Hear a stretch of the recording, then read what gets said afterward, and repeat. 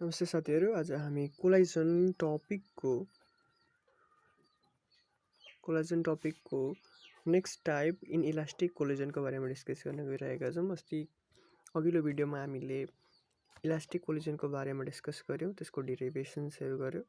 आज हामी इनइलास्टिक कोलिजनको बारेमा पढ्न गइरहेका छौं है। इनइलास्टिक कोलिजन को बारेमा हामी पढ्न गइरहेका छौं।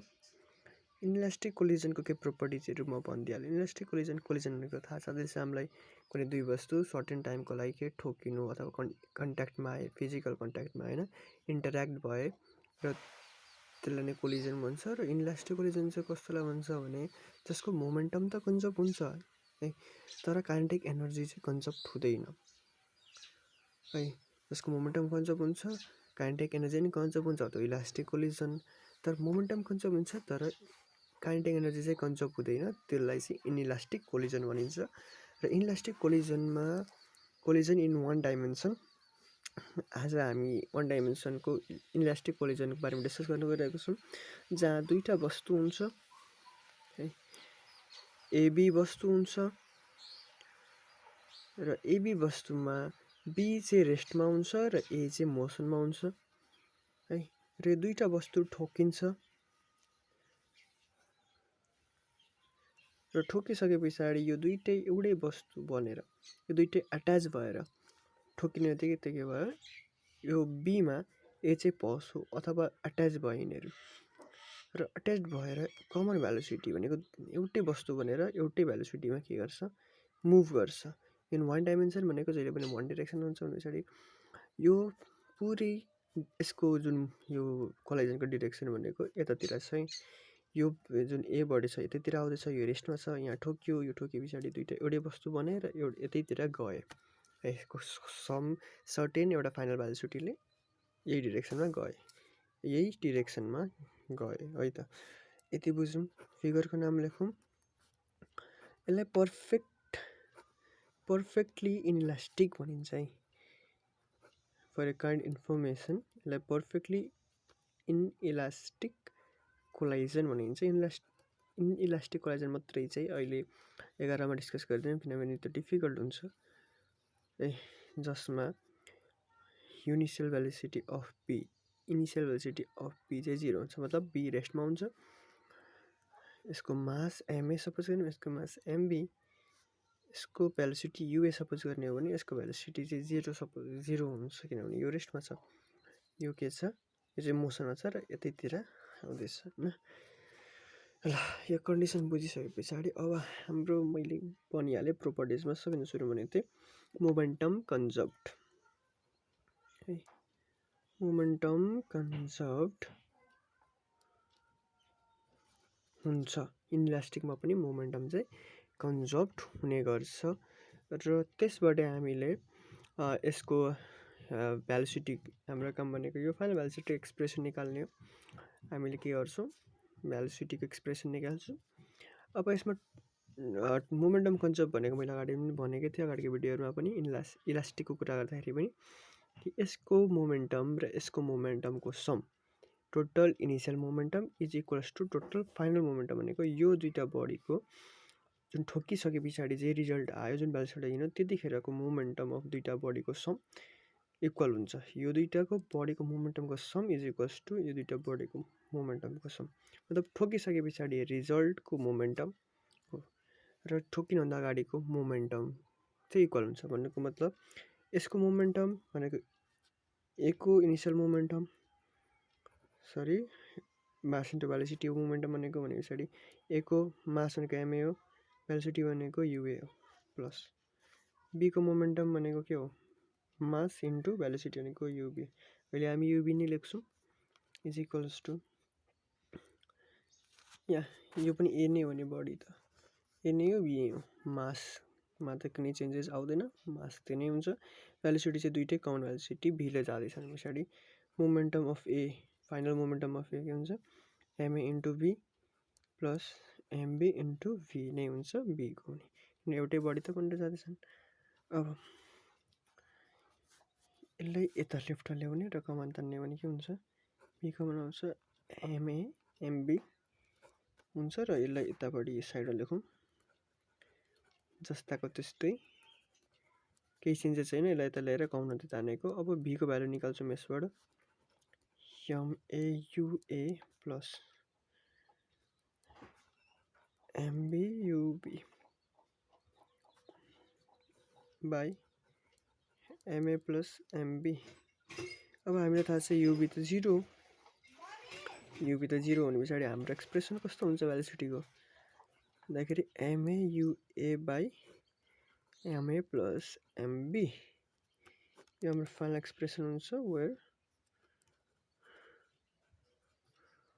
where UB is equals to 0 है अब हामीले अर्को एउटा एक्सप्रेसन पनि प्रुभ गर्नुपर्ने हुन्छ K E initial is always greater than K E final total kinetic energy initial is always greater than total kinetic energy of final है त्यो एक्सप्रेसनलाई प्रुभ गर्ने यो प्रुभ गर्नुपर्ने हाम्रो अर्को काम भनेको भेलोसिटी एक्सप्रेसन निकाल्यो अब अर्को काम भनेको यो प्रुभ अब हामी त्यसको लागि के गर्छौँ केही इनिशियल र केही फाइनलको रेसियो लिन्छौँ केही इनिशियल भनेको यसको काइनेटिक एनर्जी के हुन्छ 0 भइहाल्यो त रेस्टमा छ है इनिशियल भनेको त यो दुईटा पार्ट हो है इनिशियल यो दुईटा फाइनल हुन् इनिशियलमा यो रेस्टमा छ भने पछाडि यसको काइनेटिक एनर्जी 0 छ यो पछाडि टोटल काइनेटिक एनर्जी भनेको यही हो मतलब 1/2 kinetic energy and 1/2 MB square हो एम भनेको एमए युए को square plus total initial kinetic energy यो दुईटाको काइनेटिक एनर्जीको सम हो तर यो त 0 छ भने पछाडि 0 बाई 1/2 यो फाइनलको एकैचोटि लिने ल फाइनलको एकैचोटि लिँदाखेरि के हुन्छ 1/2 मास भनेको के हुन्छ एमए प्लस एमबी हुन्छ एउटै बडी बनाएर लिने हो भने बी भनेको भेलोसिटी हुन्छ भेलोसिटीको स्क्वायर यस्तो हुन्छ नि दुईटै बडी एउटै बडी मान्ने हो भने what is the mass of total body A B M A plus M B हुन्छ भेलोसिटी त कमन छ आइहाल्यो हैन अथवा नर्मल छुट्टा गरे पनि त्यही कुरा हो छुट्टा गर्दा यस्तो हुन्छ M A B square plus 1/2 M B B square हुन्छ यसरी हुन्छ यस्तो छुट्टा भयो भने यो ए को लागि हुन्छ यो पछाडिको बी को लागि अब यो दुईटामा कमन आउँछ बी स्क्वायर कमन आउँछ एमए प्लस एमबी रहन्छ हो सेम यही त गरेको हामीले यहाँ है अब हामी यता छौँ जाँदाखेरि हामीले के गर्नुपर्छ भने और यो र यता काटिन्छ है के ई इनिशियल के फाइनल एमएयु एको स्क्वायर छ बाई एमए प्लस एमबी पनि छँदैछ भी स्क्वायरको अहिले भर्खर एक्सप्रेसन हामीले कहाँ निकालेको छौँ यहाँ निकालेको छौँ है भिएको ठाउँमा हामी के गर्छौँ यो भ्यालु राख्छौँ यो भ्यालु राख्दाखेरि अब हामी यो माथिको जुन भेलोसिटीको भ्यालु छ त्यसलाई राख्छौँ एमएयुए को होल स्क्वायर बाई जुन बाई मुनिपट्टि छ एमए प्लस एमबी को पनि होल स्क्वायर हैन त बी स्क्वायर भनेको हो अब इनिशियल बाई केई फाइनल है यो माथि जान्छ obviously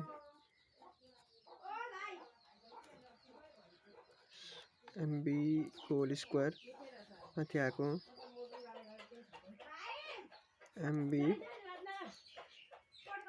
स्क्वायर युए स्क्वायर अब त्यसलाई काट्न मात्र योसँग काट्यो योसँग काट्यो र यसको स्क्वायर यो माथिसँग काट्यो र के MA plus MB by MA रहन्छ ल छुटाइदिउँ प्लस एमबी बाई एमए हुन्छ कि अन्त 1 एमबी बाई एमए जुन चाहिँ कहिले पनि नेगेटिभ हुँदैन मास कहिले पनि नेगेटिभ हुँदैन भने पछाडि 1 प्लस समथिङ पोजिटिभ र अब यो भन्नुको मतलब के हो भने जुन हाम्रो के इनिसियल बाई केई फाइनलको जुन रेसियो लिएको थियौँ त्यो जहिले पनि ग्रेटर देन 1 हुन्छ हो। यो भन्नुको मतलब नै के हो त भने केई जुन इनिसियल हुन्छ त्यो चाहिँ जहिले पनि फाइनल केही भन्दा ठुलो हुन्छ भन्नु नै के हो त। यसको मेन यो यता जान्छ, यो मुनिको यता गयो भने के हुन्छ, केही initial is always greater then केही फाइनल। हाम्रो यो पनि प्रुभ गरिसकेका छौँ है। ल आजको लागि यति नै।